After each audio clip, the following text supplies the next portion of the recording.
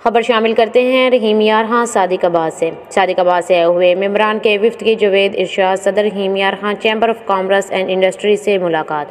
इस मौके पर सादिकाबाद से ताल्लुक़ रखने वाले vice chairman standing committee for consumer rights मियां आसिफ साहब, मेंबर आतिफ गफ़ार और आमिर फ़ारूक भी मौजूद थे।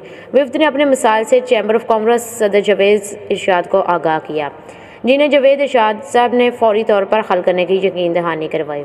विफ्द ने सदर चैम्बर ऑफ कॉमर्स जावेद इरशाद की ताजर बरादरी के लिए की जाने वाली कोशिशों की तारीफ की। इस मौका पर सदर जावेद इरशाद ने कहा कि हम तमाम कारोबारी हल्के को चैम्बर ऑफ कॉमर्स में खुश आमदीद कहते हैं। आइए मिलकर कारोबारी हल्के के मसाइल के हल के लिए अपना किरदार अदा करें इंशाअल्लाह। कैमरामैन टीम के साथ सैयद साइद अहमद जनानी, ब्यूरो चीफ JN न्यूज़, रहीम यार खां।